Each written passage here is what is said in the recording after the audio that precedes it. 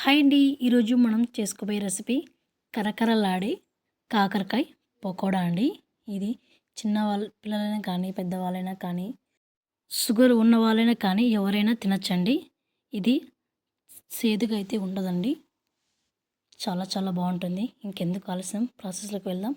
ముందుగా కాకరకాయని పైన పొట్టంతా ఇలా క్లీన్ చేసి చిన్న చిన్న పీసెస్గా నేను చూపిస్తున్న విధంగా ఇలా మరీ ఎక్కువ లావు లేకుండా ఇలా సన్నగా ఉండాలండి. ఎందుకంటే వేగేటప్పుడు త్వరగా వేగిపోతుంది.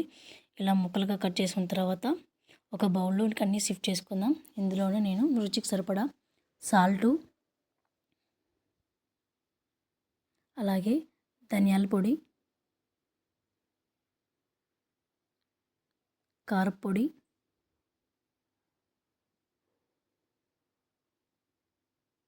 ఇందులో ఇప్పుడు 4 టీ స్పూన్ల శనగపిండి యాడ్ చేస్తున్నానండి.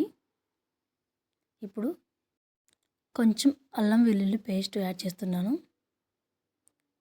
ఇప్పుడు ఇదంతా ఒకసారి మిక్స్ అయ్యేలాగా కలుపుకోవాలి. ఇలా వాటర్ వేసి చల్లుకుంటూ కలుపుకోవాలండి.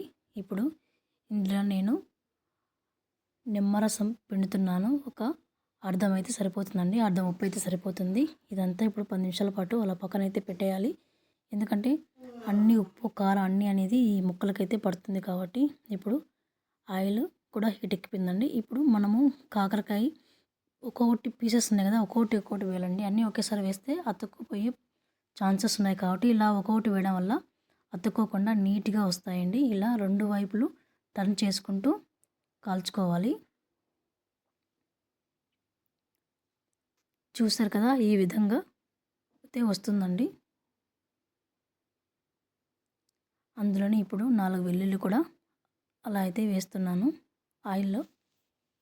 ఈ ఫ్లేవర్ కాస్త మనకు పకోడాకు పడితే చాలా టేస్ట్గా ఉంటుందండి. అందుకని నేను ఇలా వేశాను. చూసారు కదా, మీరు కూడా ఈ విధంగా చేసుకొని తినచ్చండి. ఇంటిల్లిపాది తినచ్చు. ఎంతో క్రిస్పీగా టేస్టీగా ఉంటుందండి. Thank you for watching.